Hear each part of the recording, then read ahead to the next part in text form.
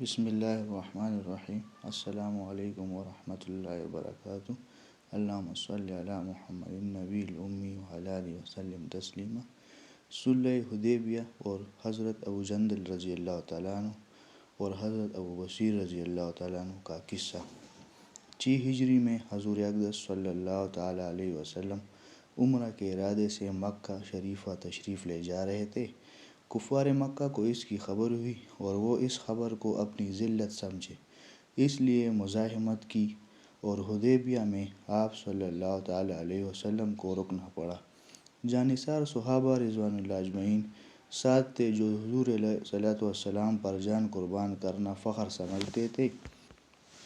لڑنے کو تیار ہوئے، مگر حضور علیہ الصلوۃ والسلام نے مکہ والوں کی خاطر سے لڑنے کا ارادہ نہیں فرمایا اور صلح کی کوشش کی، اور باوجود صحابہ رضوان اللہ اجمعین کی لڑائی پر مستعدی اور بہادری کے، حضور علیہ الصلوۃ والسلام نے کفار کی اس قدر رعایت فرمائی کہ ان کے ہر شرط کو قبول فرما لیا۔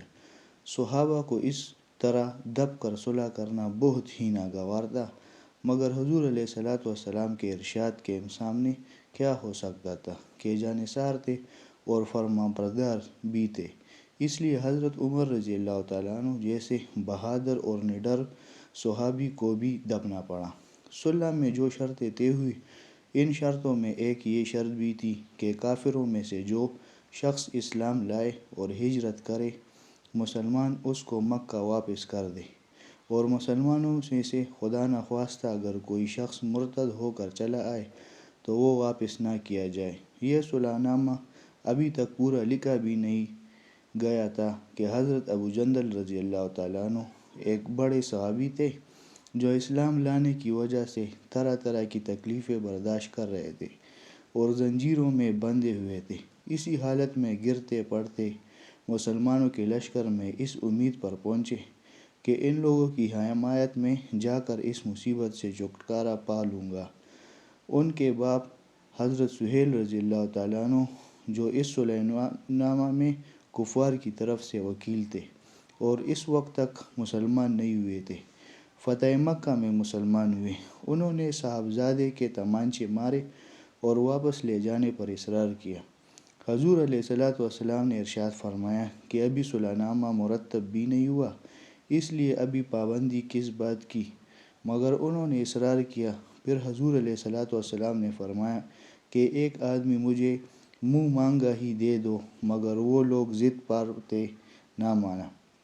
حضرت ابو جندل رضی اللہ تعالیٰ عنہ نے مسلمانوں کو پکار کر فریاد بھی کی کہ میں مسلمان ہو کر آیا ہوں اور کتنی مصیبتیں اٹھا چکا ہوں، اب واپس کیا جا رہا ہوں۔ اس وقت مسلمانوں کے دلوں پر جو گزری ہوگی وہی اللہ کو معلوم ہے، مگر حضور علیہ الصلوۃ والسلام کے ارشاد سے واپس ہوئے۔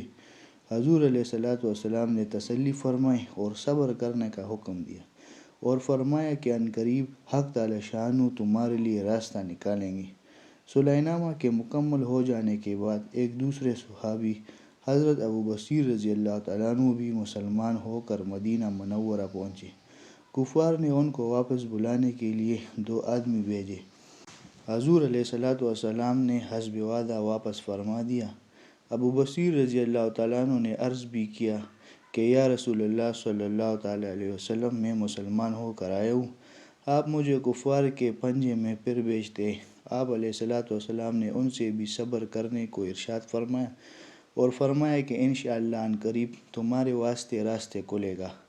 یہ صحابی ان دونوں کافروں کے ساتھ واپس ہوئے۔ راستے میں ان میں سے ایک سے کہنے لگے کہ یار تیری یہ تلوار تو بڑی نفیس معلوم ہوتی ہے، شیخی بعض آدمی ذرا سی بات میں بھول ہی جاتا ہے۔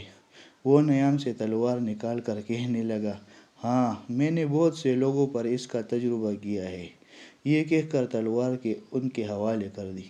انہوں نے اسی پر اس کا تجربہ کیا۔ دوسرا ساتھی یہ دیکھ کر کہ ایک کا تو کام نپٹا دیا، اب میرا نمبر ہے، بھاگا ہوا مدینہ شریف آیا اور حضور علیہ الصلوۃ والسلام کی خدمت میں حاضر ہو کر عرض کیا کہ میرا ساتھی مر چکا ہے، اب میرا نمبر ہے۔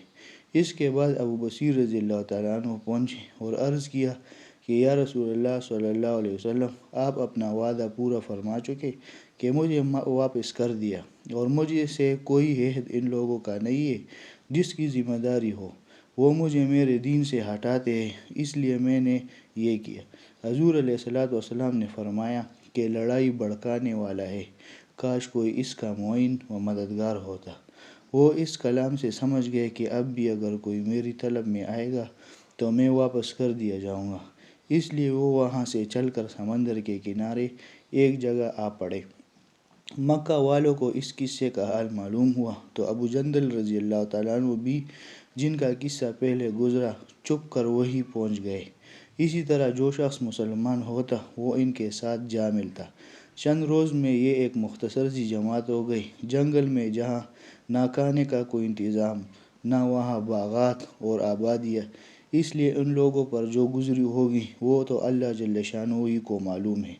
مگر جن ظالموں کے ظلم سے پریشان ہو کر یہ لوگ بھاگے تھے، ان کا ناطقہ بند کر دیا۔ جو قافلہ ادھر کو جاتا اس سے مقابلہ کرتے اور لڑتے، حتیٰ کہ کفار مکہ نے پریشان ہو کر حضور علیہ الصلوۃ والسلام کی خدمت میں عاجزی اور منت کر کے اللہ کا اور رشتہ داری کا واسطہ دے کر آدمی بھیجا کہ اس بے سری جماعت کو اپنے پاس بلا لے کہ یہ معاہدہ میں تو داخل ہو جائے اور ہمارے لیے آنے جانے کا راستہ کھولے۔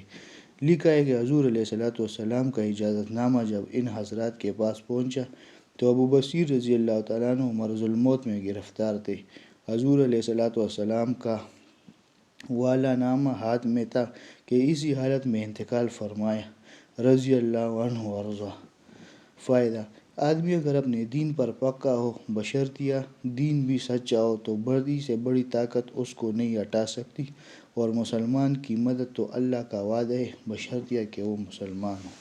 اللہ پاک ہمیں ان باتوں پر عمل کرنے کی، اس کو سمجھنے کی اور ان کو دوسروں تک پہنچانے کی توفیق عطا فرمائے۔ وآخر الدعوانا الحمد للہ رب العالمین۔